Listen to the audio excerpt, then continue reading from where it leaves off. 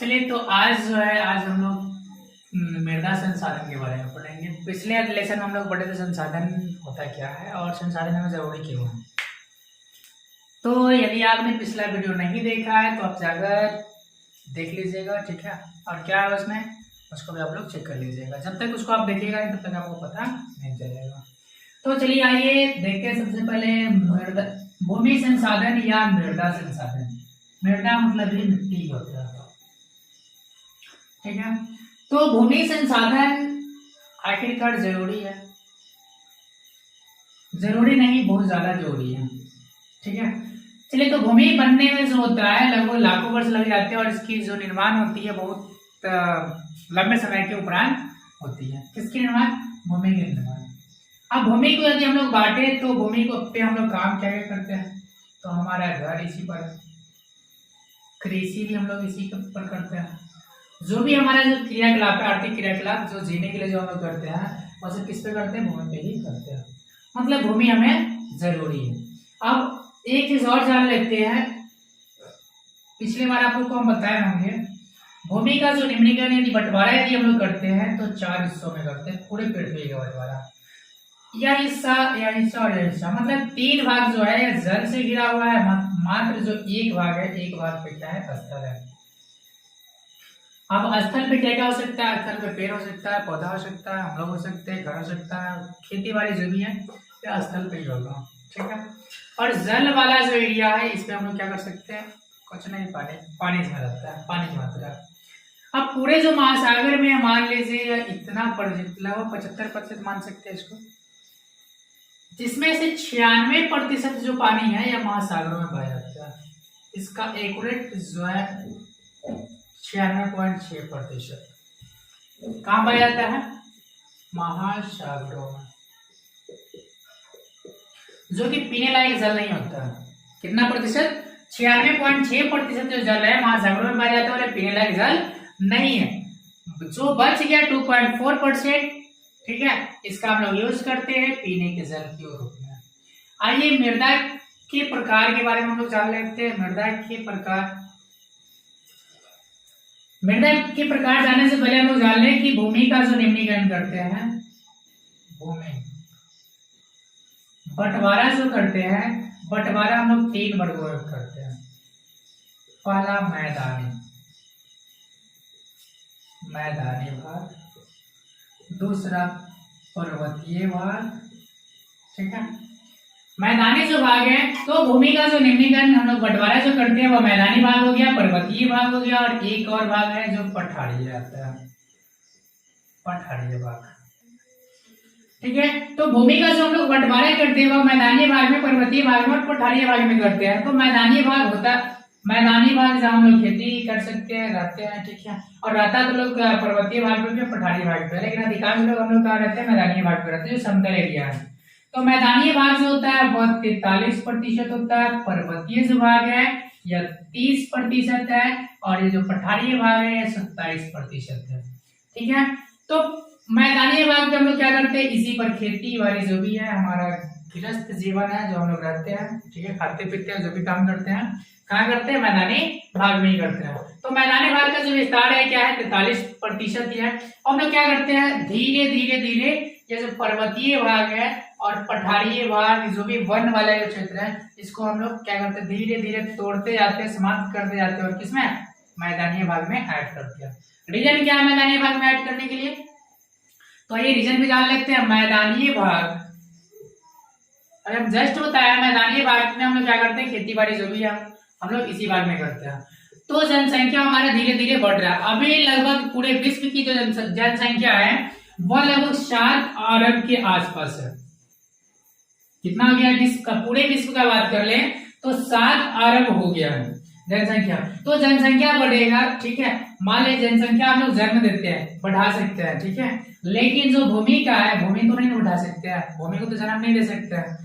तो सिंपली हम लोग क्या करते हैं? जो पर्वतीय भाग है, पठारी भाग है, वन वाला जो एरिया है उसको हम क्या करते हैं? काटते हैं, खत्म करते हैं, और उसको धीरे धीरे हम लोग क्या कर रहे हैं? मैदानी भाग में ला रहे हैं। तो मैदानी भाग का हम लोग क्या कर रहे हैं? धीरे धीरे विस्तार कर रहे हैं। अब हम लोग जान ले क्या मैदानी भाग जो पूरा एरिया जो है, ठीक है, पूरे एरिया हम लोग खेती बाड़ी करते हैं, काम करते हैं क्या? नहीं। अब हम लोग बात कर ले मैदानी भाग का कुछ जो एरिया है, जैसे जम्मू कश्मीर जो पहाड़ी इलाका है, जम्मू कश्मीर, यहाँ की जो व्यर्थ भूमि है लगभग 60% है, जहां हम लोग कुछ नहीं करते, खेती बाड़ी कुछ भी नहीं करते। अब ये तो फालतू एरिया हो गया ना, यहाँ पे लगभग 60% जो एरिया है किसका, जम्मू कश्मीर का, यहाँ पे खेती बाड़ी नहीं होता।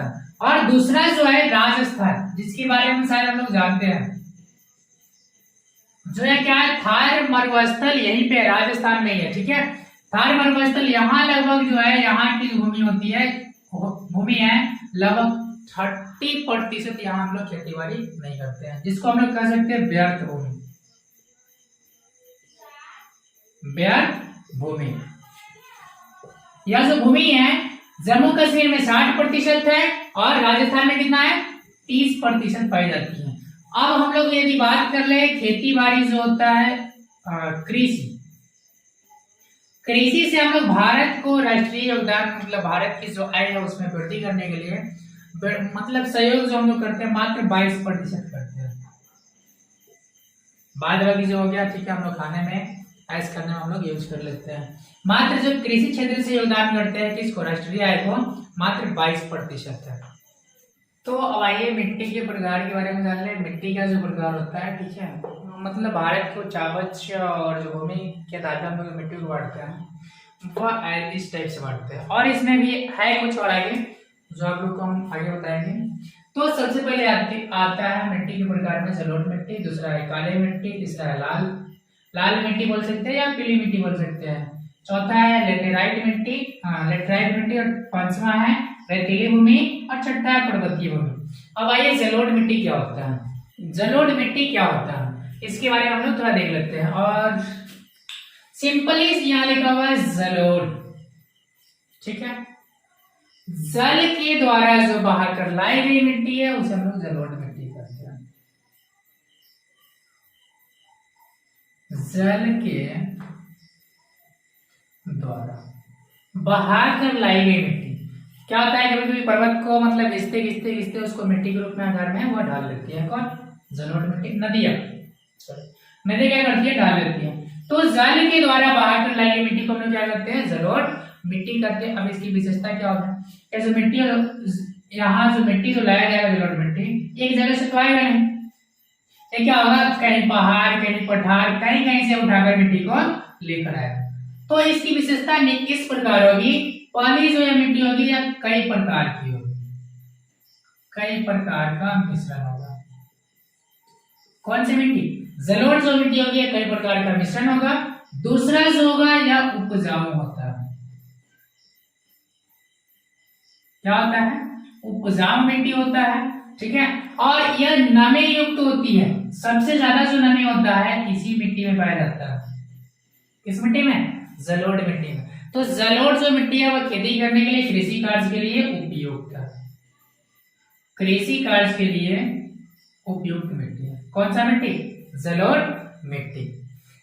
इसमें दो प्रकार की मिट्टी होती है, इसमें कितने प्रकार की मिट्टी होती है, दो प्रकार की। जलोढ़ मिट्टी को हम लोग दो वर्गों में बांटते हैं, एक होता है बांगर मिट्टी और दूसरा होता है खादर मिट्टी। क्या होता है, पहला एक होता है बांगर मिट्टी, दूसरा क्या होता है, खादर मिट्टी। यह जो बांगर मिट्टी होता है और यह खादर, यह दो प्रकार की होती है। एक होती है जो पुरानी होती है, दूसरी की और क्या होती है, नई मिट्टी होती है। जो खादर मिट्टी होती है वो अत्यधिक उपजाऊ होती है। मतलब क्या है, खादर जो होगा या इसको हम लोग बोल सकते हैं नवीन मिट्टी, नई मिट्टी। खादर मिट्टी को हम लोग बोल सकते हैं क्या, नई मिट्टी बोल सकते हैं। बांगर मिट्टी को हम लोग क्या बोलेंगे, पुरानी मिट्टी। अब सपोज मान लीजिए जो क्या करते हैं, प्रत्येक साल यदि जलोढ़ मिट्टी मतलब जल द्वारा बहा कर लाई जाए, ठीक है, तो यह नई नई ऊपर क्या होगी, नई परत बैठ जाएगी, ठीक है। तो इसलिए इसे क्या कहेंगे, खादर मिट्टी कहेंगे। खादर मिट्टी क्या होती है, प्रत्येक साल चेंज, ऊपर की परत जो होती है चेंज होते रहती है, जिसको हम लोग नई मिट्टी भी बोल सकते हैं। कादर मिट्टी क्या होती है, अत्यधिक उपजाऊ होती है और इसमें छोटे छोटे छोटे कंकर होते हैं, बड़े बड़े नहीं होते हैं।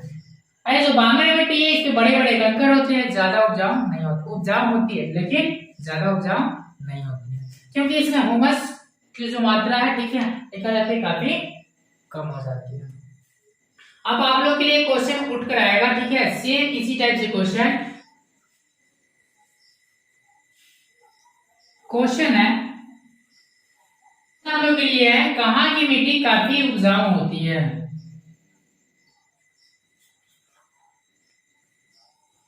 काफी उपजाऊ होती है। आप लोग के लिए क्वेश्चन है, क्वेश्चन नंबर 1, पहाड़ी क्षेत्र की, दूसरा गंगा की मैदान की,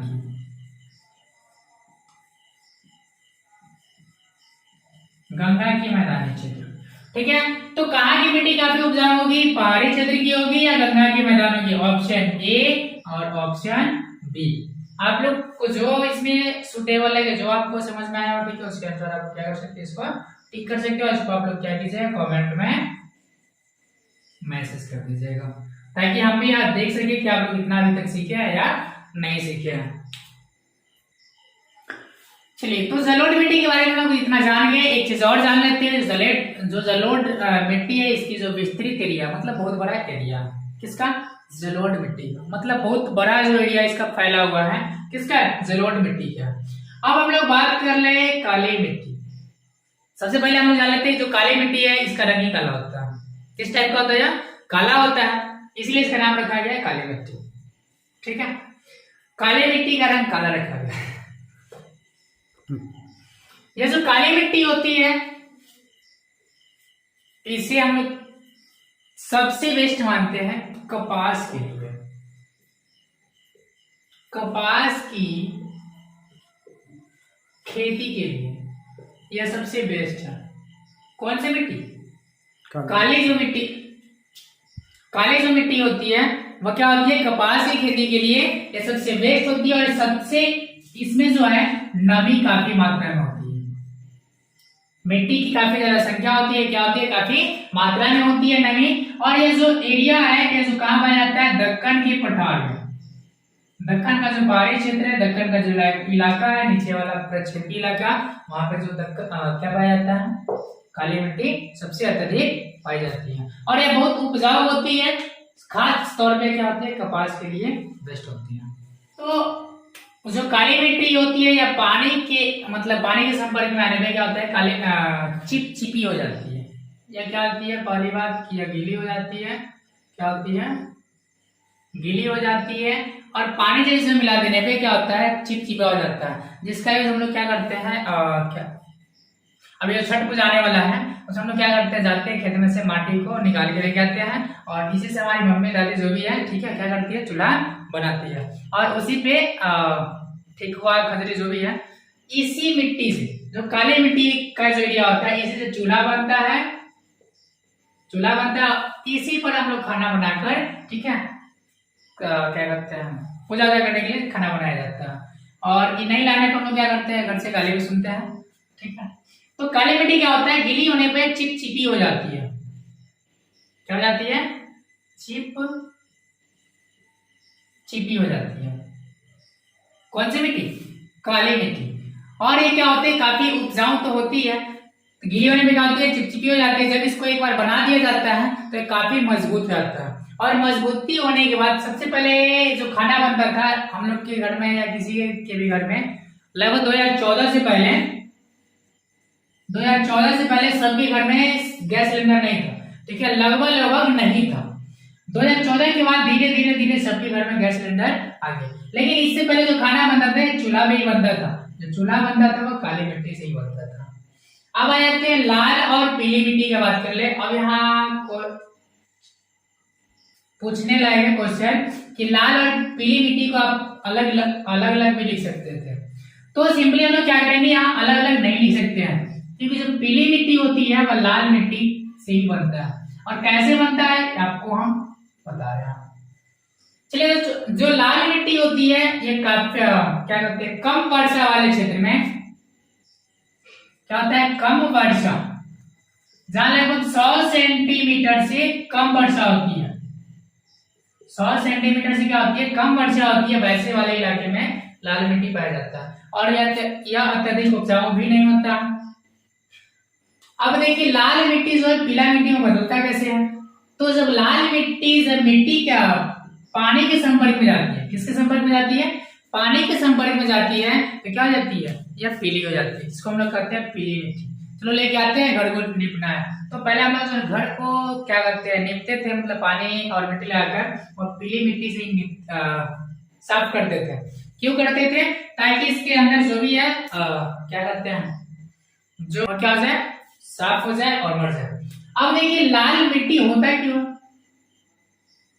ये तो पीली का तो हम बता दिए कि पीली मिट्टी लाल मिट्टी से ही बनता है। कैसे बनता है, जब पानी उसमें मिश्रित होती है तब यह पीली हुई मिट्टी हो जाती है। लेकिन लाल मिट्टी जो होता है लोहा, जिसको हम लोग आयरन कहते हैं, लोहा के संपर्क में या लौह अयस्क होने के कारण, ठीक है, या लोहा के गुण होने के कारण मिट्टी क्या जाती है, लाल होती है।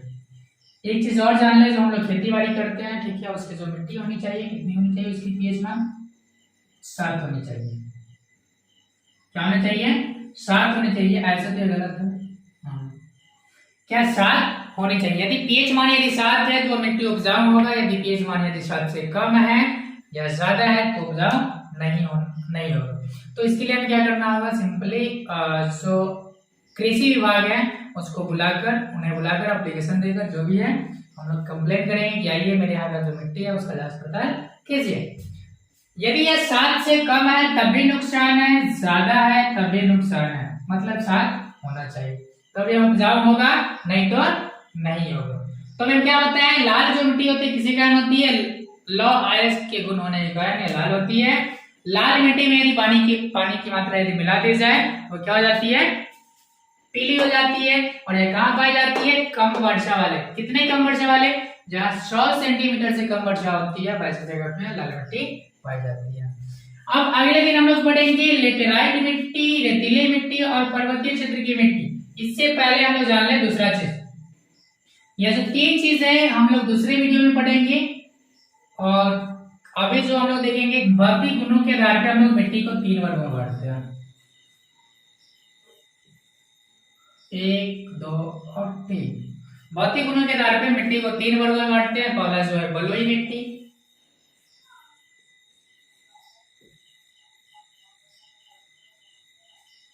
चिकनी मिट्टी और दोमटी मिट्टी।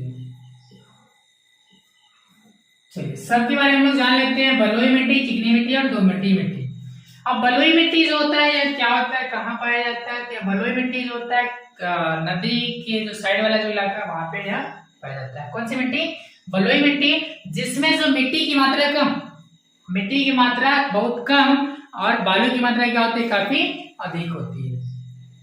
क्या होती है, मिट्टी की मात्रा बहुत कम होती है, किसकी मात्रा, मिट्टी की मात्रा कम होती है और बालू की मात्रा क्या होती है, काफी अधिक होती है। इसलिए मिट्टी क्या कहलाती है, बलुई मिट्टी कहलाती है। यहाँ से होता है खेती करने के लायक या भूमि नहीं होता। यह क्या यहाँ पे तरबूज बोल सकते हैं, तरबूज हो गया, खरबूज हो गया, ये सब उत्पादन यहाँ पे ज्यादा होता है, जो क्या कहते हैं गंगा के इलाकों में ये पाया जाता है। कौन सी मिट्टी, बलुई मिट्टी। तो बलुई मिट्टी जो होता है जिसमें मिट्टी की मात्रा कम होती है और बालू की मात्रा अत्यधिक होती है। सिंपल सी बात है, यह बहुत प्यासा होता है या भूखा बोल सकते हैं इसको। जितना इसमें पानी डालो ये पीते जाएगा, समाप्त होते जाएगा। यदि आपके घर के अगल बगल में कहीं क्या कहते हैं बालू बहुत सारा रखा हुआ है, उजला बालू खास करके, तो वहां में क्या कीजिए, ठीक है, पानी आप डालते रहिए, वो पीते रहेगा, मतलब कभी प्यास जाएगा नहीं। जैसे ऊंट का जैसे प्यास जो होता है, ऊंट जो होता है पीता है पानी तो कंटिन्यू वो पीते रहता है, इतना पीता है कि लगभग वो 10 दिनों का 15 दिनों का पानी का स्टॉक अपने अंदर कर लेता है। कौन, ऊंट। सेम वही बात इसके अंदर है, ठीक है। यदि मान लीजिए प्यासा जो है बलुई मिट्टी, इस पर हम लोग खेती करें, धान ही उपजा लें, तो हम लोग धान को पानी देंगे या बलुई मिट्टी को देंगे, सोचने वाली बात है, सोचिएगा आप लोग। क्या होता है, बलुई मिट्टी बहुत प्यासा होता है, भूखा होता है, इसको बोल सकते हैं, ठीक है। और ये क्या होता है, बहुत कम उपजाऊ होता है। ये तो चिकनी मिट्टी होता है, चिकनी मिट्टी जिसमें बालू प्लस मिट्टी की मात्रा दोनों रहती है। बालू तथा मिट्टी की दोनों मात्रा रहती है। ये काफी अधिक उपजाऊ होती है। मिट्टी होती है, क्या होती है, बालू और मिट्टी दोनों की मात्रा रहती है, लेकिन सबसे ज्यादा जो रहता है इसमें यह मिट्टी की मात्रा रहता है और बालू, मिट्टी की मात्रा सबसे ज्यादा रहता है। अब यदि इसको ऐसे ही हम लोग छोड़ दिए तो कोई बात नहीं है, नॉर्मल है। यदि पानी में भिगा दिया जाए, इसे पानी में यदि भिगा दिया जाए और इसे मोड़ दिया जाए, ठीक है, तो ये क्या करते हैं, गीला तो हो जाता है, लेकिन जब ये सूख जाएगा, सूखने के बाद क्या होता है, यह अभेद होता है। क्या होता है, अभेद होता है। जैसे क्या करते हैं हम लोग, पुराने समय में जो कोठी बनता था, कोठी अनाज रखने के लिए, ये क्या होता है, इसमें मिट्टी प्लस पानी प्लस भूसा, ये तीनों को मिला के, ठीक है, बनाया जाता था या कोठी का निर्माण किया जाता था, जिसको एक मुक्का में यदि मारा जाए, ठीक है, तो टूटता नहीं था। तो सेम वही हाल है, क्या करते हैं, चिकनी मिट्टी का, जब इसमें पानी की मात्रा जब अच्छी तरह मिल जाती है तो क्या हो जाती है, गीला हो जाता है। गीला होने के बाद जब इसको अच्छी तरह सुखा लेते हैं तो क्या होता है, अभेद्य हो जाता है। अभेद्य मतलब जिसको हम लोग भेद नहीं सकते, तोड़ने का तोड़ सकते हैं, मोड़ भी सकते हैं, छेद भी कर सकते हैं, लेकिन ये इतना मजबूत रहता है, इतना मजबूत हो जाता है कि इसको हम लोग क्या कर सकते हैं, जल्दी तोड़ने से टूटेगा, टूटता नहीं है। कौन सी मिट्टी, चिकनी मिट्टी। अब बात कर ले दोमटी मिट्टी की। जो दोमटी मिट्टी होती है, जिसमें बालू की मात्रा बहुत कम होती है और मिट्टी की मात्रा क्या होती है, सबसे ज्यादा होती है, और इसमें नॉर्मल होता है, ठीक है। तो क्या होता है, दोमटी मिट्टी में बालू की मात्रा कम और मिट्टी की मात्रा अत्यधिक होती है। यह काफी उपजाऊ भी होती है। क्या होती है, काफी उपजाऊ होती है। उपजाऊ होने के साथ साथ यह नमी युक्त होती है। क्या होती है, यह नमी युक्त होती है, जो कृषि कार्य के लिए उपयुक्त मानी जाती है और जिसका हम लोग खास करके खेती भी करते हैं। तो अभी हम लोग जस्ट भौतिक गुणों के आधार पे मिट्टी का वर्गीकरण पढ़े हैं। तो यदि समझ में नहीं आया होगा तो आप लोग इसको एक बार फिर से बैक कीजिएगा, ठीक है, फिर से इसको एक बार देखिएगा, और देखने के साथ साथ यदि नहीं समझ में आया तो आप कमेंट कीजिएगा। तो आइए हम इसको देखते हैं, स्थानबद्ध, स्थानबद्ध मिट्टी और बाहित मिट्टी, दोनों में अंतर क्या है, इसको हम लोग देख लेते हैं। स्थानबद्ध मिट्टी है, मतलब एक ही जगह स्थित रहती है, ठीक है, और बाहित जो मिट्टी होती है वह बहा के लाई जाती है। सिंपली यदि हम लोग बात कर ले इसका, तो ये बाहित मिट्टी होगा, तो बाहित मिट्टी को तो हम लोग बहा कर लाएंगे नहीं, हम लोग लाएंगे क्या, बाहित मिट्टी को तो हम लोग बहा कर नहीं लाएंगे, अपना स्थानबद्ध को हम लोग क्या करेंगे, पकड़ के रखेंगे। क्या इस मिट्टी को हम लोग पकड़ के रख सकते हैं, क्या नहीं रख सकते, सिंपल। अब हम लोग बात देखिए, यहाँ जो स्थानबद्ध जो मिट्टी है यह हमेशा एक जगह रहती है, मैदानी क्षेत्र नहीं है। तो हम लोग का जो इलाका है यहाँ पे मिट्टी पाया जाता है, ये काफी उपजाऊ नहीं होती। रीजन क्या है कि यहाँ मिट्टी का तो ऊपर क्या होता है, एक नई परत नहीं बैठता। हम लोग क्या करते हैं, इस पे खेती करते रहते हैं। जैसे हमारे पिताजी क्या करते हैं, डेली काम करते रहते हैं हम लोगों के लिए। सेम वही क्या, स्थानबद्ध मिट्टी जो है वो हम लोग के लिए क्या करती है, कार्यरत रहती है हमेशा। अब बाहित जो मिट्टी होती है तो ये उपजाऊ कैसे होगी, उपजाऊ तो होगी नहीं। इसके लिए हम लोग उपजाऊ बनाने के लिए हम लोग क्या करते हैं, इसमें गोबर हो गया, खाद हो गया, या पानी की मात्रा हम लोग देते रहते हैं। इसको मतलब क्या करते हैं, काम चलाते रहते हैं, ढोते रहते हैं। जैसे एक भाट होने का काम, जैसे क्या करते हैं, ट्रैक्टर का काम ये करता है स्थानबद्ध मिट्टी। अब देखिए बाहित मिट्टी जो है वह नदियों के द्वारा बहा के लाई गई मिट्टी है। अब नदी जब बहा के लाती है तो केवल मिट्टी को नहीं लाती है, मिट्टी के साथ साथ कूड़ा कचरा, ठीक है, और शहर का जो भी गंदगी होता है सबको एक जगह मिलाते हुए, ठीक है, नदी के माध्यम से, पानी के माध्यम से वो लेके आती है। ये जो व्हाइट मिट्टी होती है वो साइड में किनारे लग जाती है, और ये जो किनारा से वाला जो भी भाग होगा इससे क्या होता है, काफी उपजाऊ होता है, क्योंकि इसमें बहुत सारे मात्रा में फास्फोरस, ह्यूमस और खनिज लवण की मात्रा इसमें काफी ज्यादा होती है। तो सिंपली यदि आपसे किया जाए, क्वेश्चन किया जाए कि स्थानबद्ध मिट्टी और बाहित मिट्टी में अंतर स्पष्ट करें, तो क्या लिखेंगे, स्थानबद्ध जो मिट्टी है वह उपजाऊ नहीं होती है, बारिश मिट्टी उपजाऊ होती है। स्थानबद्ध मिट्टी नदियों के द्वारा बहा के नहीं लाई जाती है, बारिश मिट्टी बहा के लाई जाती है। तो देखिए भूमि ह्रास, अभी जस्ट हम पीछे बताया है भूमि ह्रास के कारण क्या है, ठीक है। मतलब भूमि का हम लोग क्या करते हैं, उपयोग ज्यादा कर क्यों रहे हैं, निम्नलिखित भी इसको बोल सकते हैं। तो भाई जैसे ही जनसंख्या बढ़ेगा, ठीक है, तो भूमि का हम लोग क्या करेंगे, यूज करना हम लोग ज्यादा डिफरेंट शुरू कर देते हैं। चाहे वह जैसे भी हो, खेती के लिए हो या किसी भी कारण हो, हम लोग क्या करते हैं, इसको भूमि में तब्दील करना शुरू कर देते हैं। अब ये 10 केजी अनाज यदि देने वाला है, ठीक है, मान लीजिए 1 कट्ठा मेरे पास जमीन है, तो 10 केजी यदि अनाज देता है, तो हम लोग क्या करेंगे, 10 केजी से तो हमारा गुजारा होगा नहीं, हम लोग क्या करते हैं, इसके बदले इसे फिर से अब इसको इतना खाद देते हैं, क्या करते हैं, खाद देते हैं, खनिज देते हैं, पानी देते हैं, इतना उर्वरक देते हैं, इसमें डाल देते हैं ताकि ये क्या हो जाए, हमें 10 केजी के बदले 15 केजी। रीजन क्या, हमें 15 केजी क्यों चाहिए, तो 15 केजी हमें इसलिए चाहिए क्योंकि हमारे पास जनसंख्या है, हमारा घर परिवार है। अब देखिए एक क्या करते हैं, माता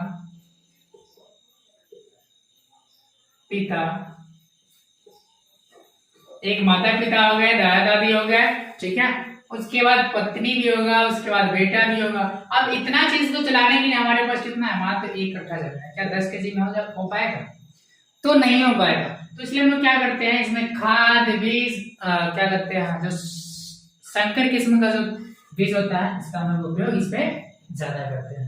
अब एक लगभग पहले जो होता था, एक बार हम लोग खेती करते तो 4 महीने के लिए बैठ जाते थे, लगभग 9 महीने 10 महीने के लिए बैठ जाते थे, 8 महीने के लिए। अब क्या होता है कि 3 महीने में हम लोग फसल उगाते हैं, कौन सा बीज, संकर बीज का उपयोग करके 3 महीने में फसल उग जाते हैं। अब फिर से 3 महीना के बाद इस भूमि को रेस्ट नहीं देते, आराम देते ही नहीं, फिर से दूसरा फसल, फिर तीसरा, फिर चौथा, मतलब लोग क्या करते हैं कि 1 साल में लगभग 4 से 5 फसल उपजा लेते हैं। तो भूमि तो ह्रास हो गई, भूमि में क्या होगा, उर्वरक शक्ति, खनिज की कमी, फास्फोरस जो भी है, या पीएच मान, सब इसमें क्या होगा, धीरे धीरे कमी आते जाएगा। किसमें, यही जो है हमारा भूमि ह्रास का निम्न कारण है। तो इसके उपाय के लिए हम लोग क्या कर सकते हैं, सिंपल सा तरीका हम लोग यूज कर सकते हैं। जैसे इसमें हम क्या करेंगे, गोबर जो होता है मवेशी, या उर्वरक जो शक्ति होता है, पौष्टिक तत्व जिसको बोल सकते हैं, जो खाद्य सामग्री जो हमारे खाने वाले घास से जोड़ने वाला है, उसका हम लोग उपयोग इसमें ज्यादा करेंगे और इसको हम लोग रोक सकते हैं। और एक चीज हम लोग एक बार और, तो दूसरा इसका हम लोग उपाय क्या कर सकते हैं, इसको बचाने के लिए, इसको भी तो आराम चाहिए ना, भूमि को आराम देने के लिए हम लोग क्या कर सकते हैं, गहन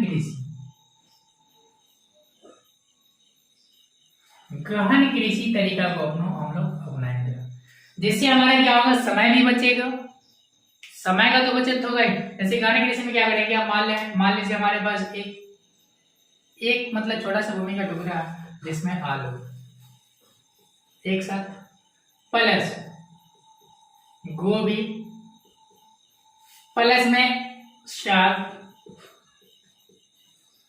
एक ही बार में यदि हम लोग उपजा लेते हैं, तो 3 महीने में हमारा 3 फसल उपजा, आलू, गोभी और साग। पानी कितना बार दिए, 1 बार दिए, खाद कितना बार दिए, 1 बार दिए, ठीक है, समय कितना लगेगा, मात्र 3 महीना।